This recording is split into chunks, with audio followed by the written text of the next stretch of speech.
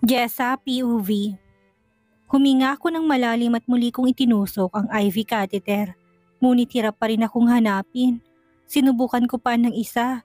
Sa pangatlong attempt ay hindi ko pa rin nahanap ang tamang vein. Dito na nagsalita si Doktora Elvira. Jezabel, seriously? You're struggling with the basic IV insertion?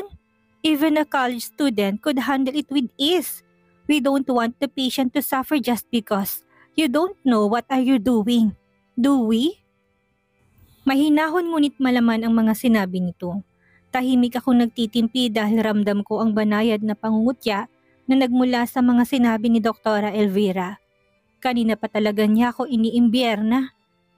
Pasensya na po, Mrs. Salvador. Baguhan pa lang kasi ang nurse na kasama ko kaya kulang pa sa experience. Hinging paumanhin ni Elvira kay Moira. Sa sulok ng mga mata ko ay kitang-kita kong pag-arko ng mga kilay ni Moira. Mukhang napindot yata ni Doktora Elvira ang beast mode button ng best friend ko. Ganun ba? Pwedeng ikaw na lang ang gumawa para makita niya kung paano ba ang dapat? Anito sa mahinahong boses. Kilalang kilala ko si Moira.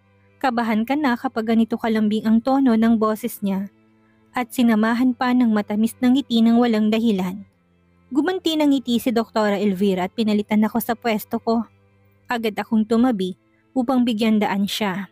Professional ang galaw ni Elvira at kalmado nitong hinawakan ang IV catheter. Tumingin na muna ito sa akin. Watch closely, Jezabel. Anito. Marahan akong tumango at pinanood siya. Baka nga naman may matutunan ako. It's very important to remain calm and precise, even if this simple task seems difficult for you. Hinawakan itong kamay ni Moira at sinimulang itusok ang dulo ng matulis na karayom. Aray! Malakas na daing ni Moira na tila nasaktan. Pahablot nitong binawi ang kamay palayo kay Elvira na nagulat sa reaksyon niya. Ganun din kaming mga nurse na nasa loob. Kita ko na parang tinakasan ng dugong mukha ng doktor at namimilog pang mga mata.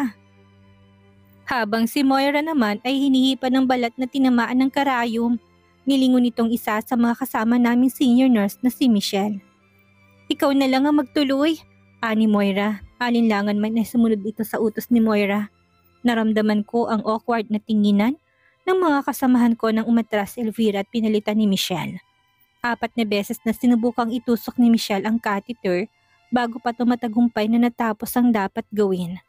May ilang minuto pa kami sa loob ng silid pagkatapos na nangyaring awkward na pangyayari dahil may mga protocol pang sinabi at ibinilin si Elvira kay Moira.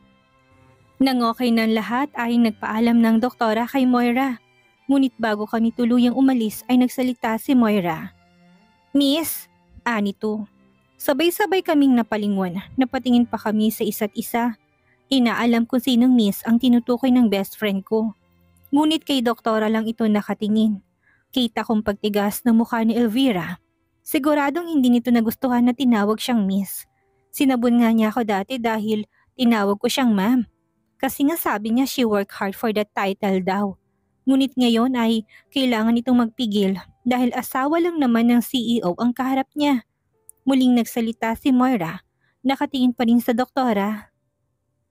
Alam mo miss, bago mo punahin yung kasama mo, siguraduhin mo munang alam mo rin kung anong ginagawa mo.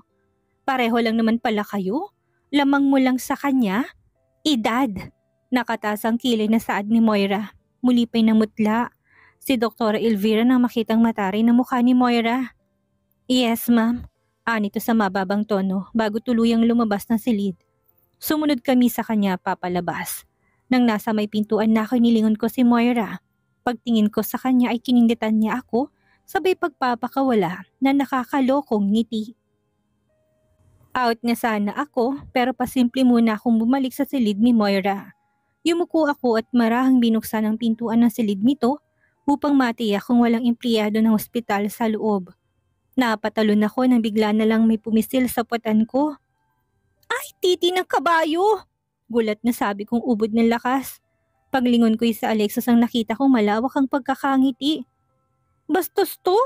Inismitan ko siya at saka ako pumasok sa kwarto. Bakit kasi para kang magnanakaw dyan? Anito nang ngiting-ngiting sumunod sa akin papasok. Mabilis kong nilapitan si Moira na nakaupo sa kama nito at kausap ang asawang si Douglas. Kamusta ka na, Moira? Ayos ka lang? Nag-aalala kong tanong dahil sa pagdurugo niya. Tinaasan lang niya ako ng kilay. Ako, ayos lang palagi. Ikaw, kamusta naman yung gorang mong doktora? Nito na beast mode pa rin. Parehong napatingin sina Douglas at Alexus kay Moira na waring nagtataka sa sinabi nito. Sino ba kasi yun? Tanong pa ni Moira. Si Doktora Elvira yon, ex ni Alexus. Mahina akong sagot. Kunot noong napatingin si Alexus nang marinig ang kanyang pangalan. Oh? Namimilo pang mga mata at bibig ni Moira na binalingan ng tingin si Alexus. Nagkasalubong ang tingin ng dalawa. Rumihistrong pagpoprotesta sa mukha ni Alexus. Bakit nadamay ako sa usapan niyo? Ani Alexus at tinapunan ng asar na tingin si Moira. Hindi siya inintindi ni Moira sa halip ay akong pinagtuunan niya ng pansin. Alam mo Jessa, hindi tayo dapat nagpapatalo sa mga ex. Huwag mong bigyan ng pagkakataong magsalita. Hilahin mo na kagad sa buhok. Inangat ni Moira ang kanyang kamay at umaktong parang may sinasabunutan at may kasamang gigil sa pagmumuka. Isubsob mo mukha sa lupa. Ibinaba nitong kamay na parang ang may sinusubsob habang nalalaki ang butis ng kanyang mga ilong. Kaladkarin mo ng padapa para walang laban saka mo pagsisipain sa likod. Tinaas pa nitong paa na parang nga talagang may sinisipa. Parehong napatda ang magkapatid na Douglas at Alexus sa itsura ni Moira. Naku umasta, akala mo hindi dinugo kanina lang. Napailing na lang ako sa sinabi niya. Makulit lang ako pero hindi ako kasing tapang ni Moira. Si Alexus lang naman ang kaya kong awayin dahil alam ko hindi siya lalaban sa akin. Buti hindi ka pinagsasabihan ng asawa mo diyan sa kagaspangan mo. Natatawa kong sabing ikinatawa lang ni Moira. Nagsalita tong muli. Hindi pa ako tapos. Pagkatapos mo sa ex niya, yung boyfriend mo naman ang sunod mong sapakin. Dugtong pa nito. Umiling-iling na tumalikod si Douglas at umupo sa may sofa. Samantalang napangisi naman si Alexus habang nakatanaw sa kapatid. Mukhang may bubugan pala ng asawang nangyari dati ha. Naalala ko na nga pala. Nung unang beses ko makita si Douglas, may malaking pasato sa mukha. Ang natatandaan ko lang kasi ang kwentong ginulpi ni Moira ang ex ni Douglas na ayaw tumigil sa panlalandi. Binalingan ni Moira si Alexus na ngayon ay ngiting-ngiti. Tatawa-tawa ka dyan. Bantayin mo yung ex mong senior citizen. Mukhang pinag-iinitan pa yatang best friend ko. Kapag yang si Jessa bumalik sa Batangas na umiiyak, humanda kay Kuya Carding. Siguradong tibak ang aabutin mo. Kaya ngayon pa lang magpaahit ka na, banta ni Moira. Tinawanan lang siya ni Alexus. Hindi mangyayari yun, confident na sabi nito. Di bantayin mo yung ex mo, ani Moira. Galit kasi si tatay kay Alexus dahil hindi nito tinupad ang pangako niyang mamumudmud ng Viagra sa mga kabarangay namin. Kaya pinagbantaan ni tatay na pagsusuotin si Alexus ng tibak sa oras na bumalik ito sa barangay namin. Malakas lang naman ang loob ni Alexus na mangako dahil wala siyang balak na bumalik sa probinsya namin nung panahong yon. Hindi nagtagal at nagpaalam na rin ako kay Moira. Ilipat mo na kasi ako ng ward. Panunuyo ko kay Alexus habang nag-aabang ako ng taxi sa labas ng hospital. Ngumiti ito sa akin at kinulong ako sa braso niya. Hindi na kailangan yun. Nandito naman ako palagi. Gusto mo ba talagang ipakita sa lahat na quitter ka, lalo na sa kanya? Nito habang nakayakap. Hindi talaga kasi ako komportable nakatrabaho siya. Mahina kong sambit. Kumala siya sa pagkakayakap sa akin at tinawakan naman ako sa magkabilang pisngit sa kadinampian ng halik sa labi. Para makampante ka, pangako sabay tayo palagi ng shift para kapag kailangan mo ko, nandito lang ako sa loob ng hospital kasama mo. Isang tawag mo lang sa akin, nandyan na ako para sa'yo.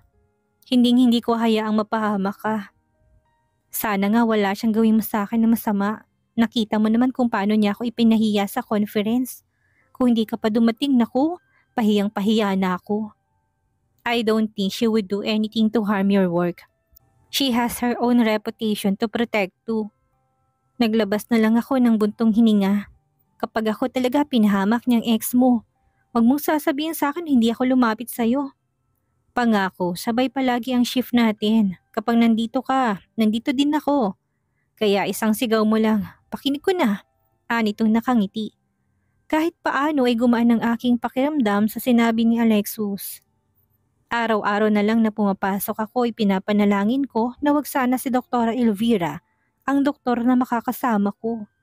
Ngayon ay pupuntahan ko si Mrs. Almazan para painumin ng kanyang gamot. Nanganak siya kagabi. Pagpasok ko sa kwarto ay katatapos lang niyang patulugin ng anak. "Kamusta po, Mrs. Almazan?" Nakangiti kong tanong dito. Ngumiti naman to sa akin.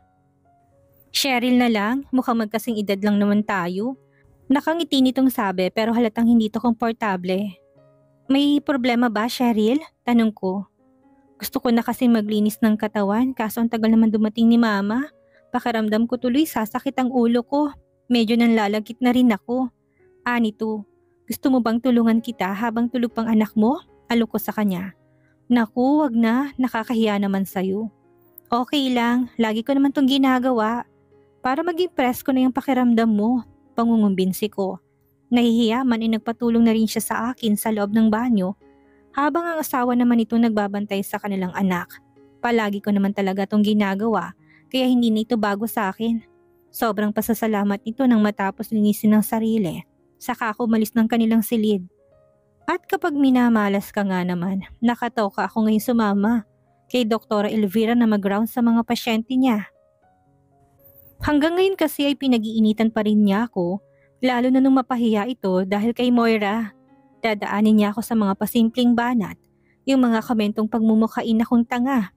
Ang husay niya nga hindi siya halata kaya hindi ko magawang magreklamo dahil baka mangyari ako pa ito magmukhang maarte.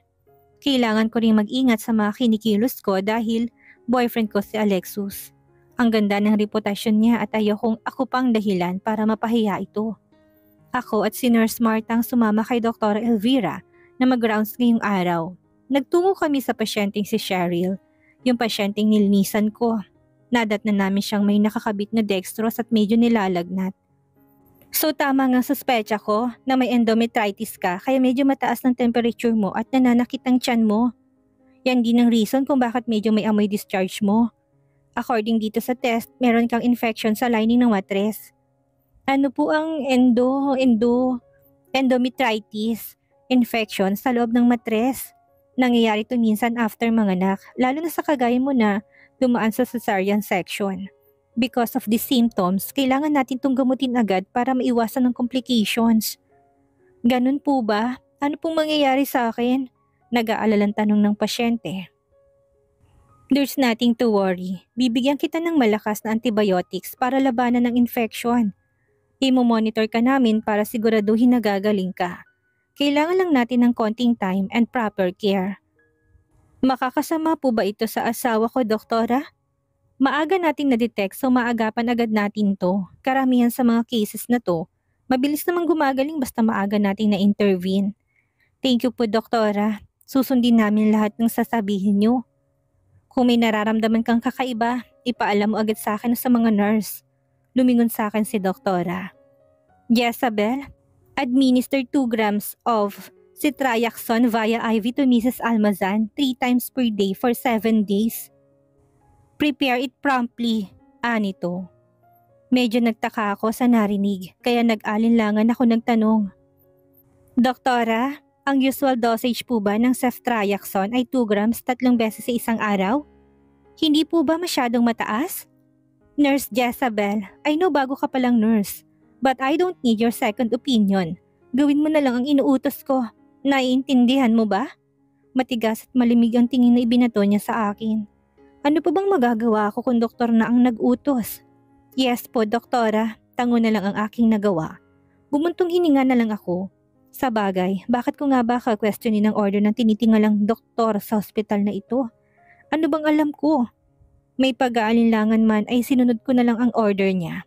Pagkalabas ay nagdiretso ako sa nurse station. Saktong narinig kong tumutunog ang aking cellphone. Tumatawag si inay. Alam ko na kung bakit siya napatawag. Kahapon niya pa ako kinukulit na umuwi. "Uuwi ka ba sa anniversary ng Rosario sa Makalawa?"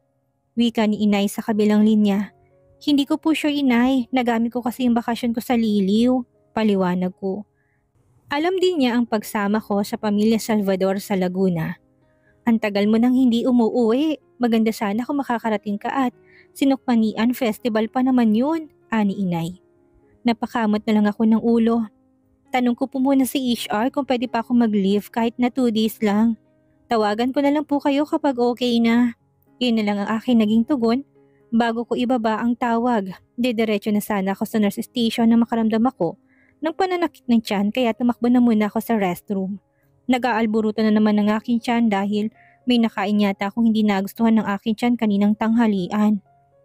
Kinabukasan, nagtataka ako dahil pagkadating ko sa ospital, agad akong ipinatawag ni Dr. Sobido, ang Chief Medical Officer, CMO ng buong OB-GYN Department. Hindi pangkaraniwan ang pinapatawag ng ganito kaaga, lalo na sa opisina ng CMO. Pagpasok ko sa opisina ni Dr. Sobido, nakasalubong kong seryosong tingin ng doktora. "Jezabel, maupo ka." Nito at tila nagpapahiwatig ang boses nito na may mahalaga kaming pag-uusapan. Kaya mas lalo kong kinabahan. "May problema po ba?" tanong ko. Huminga ng malalim si Dr. Sobido bago nagsalita. "May problema tayong kinakaharap ngayon. Kani-kanina lang si Mrs. Almazan, yung pasyenteng binigyan mo ng antibiotics kahapon, nagkaroon ng side effect dahil sa sobrang dosage ng ceftriaxone na ibinigay sa kanya. Nakaranas siya ng pagduduwal at pagkahilo. Nagsimula rin siyang makaramdam ng konting pananakit ng tiyan. Ito yung mga symptoms na adverse reaction matapos ang maling dosage ng antibiotics na naibigay sa kanya. Nakalagay sa isinulat mong record na 3 times a day ang pag-administer. Ng ceftriaxone IV dapat 1 beses lang sa isang araw dahil 2 grams ang dosage nito." Napahawak ako sa aking bibig. Napalunok ako dahil ito ng sitwasyong kinatatakutan ko kahapon nang sundin kong order ni Dr. Elvira.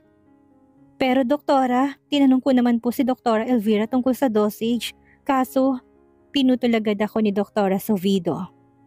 According sa statement ni Dr. Elvira Sandoval, once a day lang ang 2 grams ceftriaxone IV ang order niya sa'yo.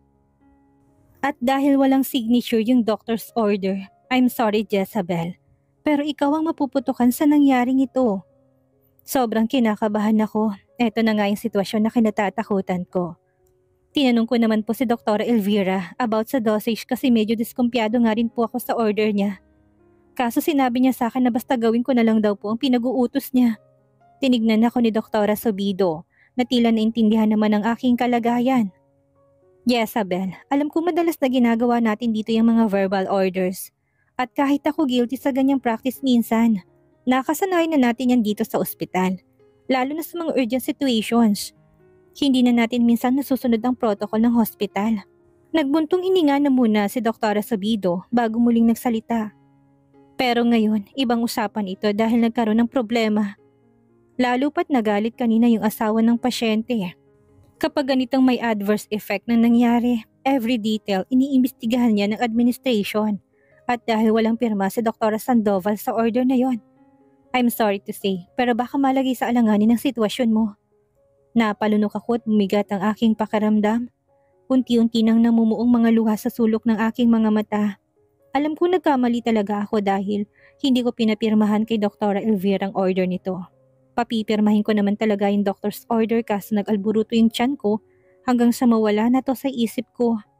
Gusto kong tuktukan ang sarili ko dahil sa aking katangahan. Nagpakawala ng mabigat na buntong hininga sa Dr. Chavez. Bilang Chief Medical Officer, kailangan ko sundin ang protocol para sa investigation. Dahil may nangyaring complications, we have to be careful hanggat hindi pa tapos ang investigasyon. Tinignan niya ako. "Mukhang sobrang stress ka na ngayon. Mabuti pa ay huwag ka na munang pumasok at baka hindi ka lang makapagtrabaho ng maayos. Umuwi ka na muna at hintayin mong tawag ko. Bukas makalawa, baka may result na rin mula sa admin." Hindi na rin ako nakatanggi dahil parang ang hindi ko kaya magtrabaho sa mga oras na ito. Parang anumang oras ay babagsak ng mga luha ko. "I'm sorry Jezabel, pero kailangan nating sumunod sa tamang proseso," sagot ni Dr. Sobido na may halong pagkaawa. Tumango ako kahit na mabigat ang aking loob. "Nauunawaan ko po."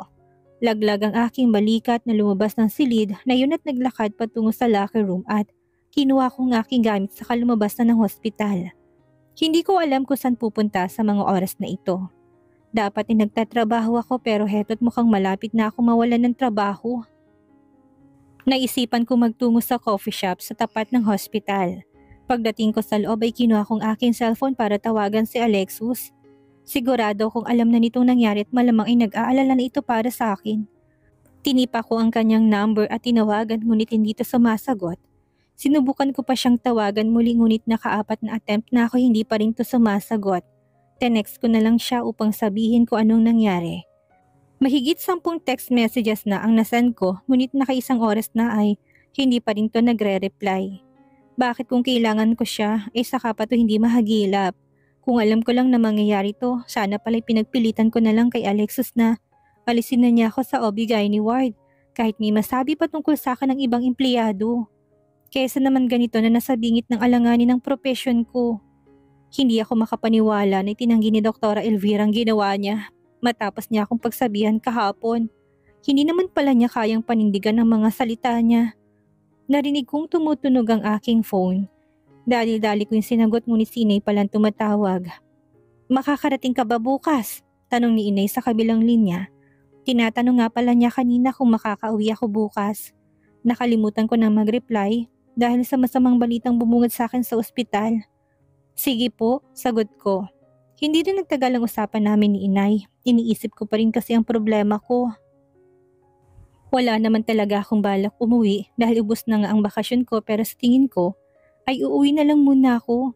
Muli kong tinawagan ang number ni Alexus. Magpapaalam ako sa kanyang uuwi na muna ng Batangas. Total hindi rin naman ako makakapasok sa trabaho hanggat hindi ako pinapabalik ng admin. Isang araw lang at babalik din ako kagad sa Makalawa. Gusto ko rin siyang makita muna bago ko umalis para mawala kahit paanong bigat sa dibdib ko. Hindi niya kailangang magsalita. Nais ko lang hiwakan niyang mga kamay ko at ikulong ako sa kanyang mga braso para maramdaman ko magiging maayos ang lahat.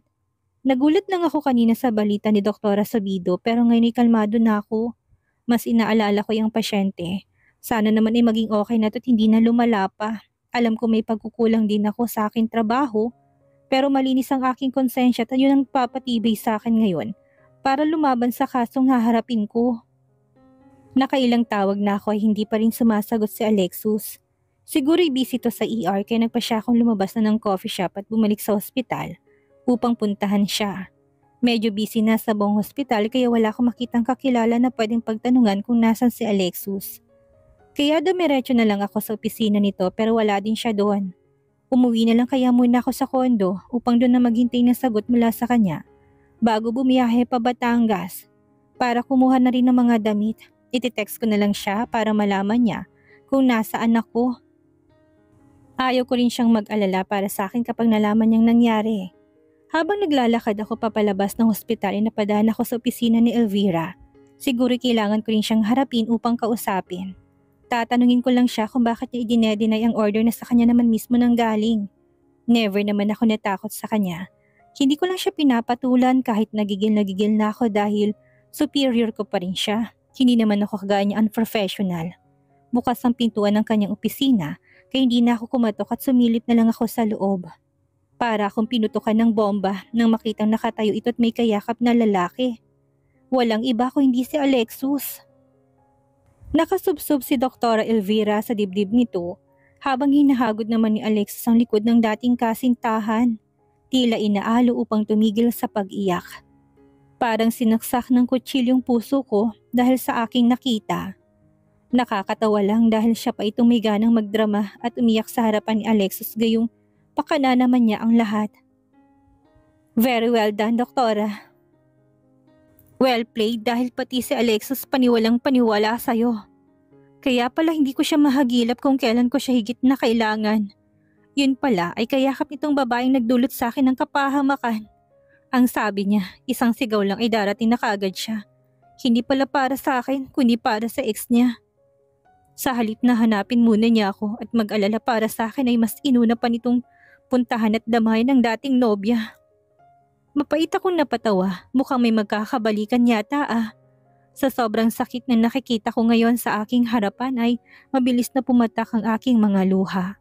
Nais kong tumakbo ng mabilis at lisanin ang lugar na ito upang hindi ko makitang pagtataksil sa akin ng lalaking mahal na mahal ko.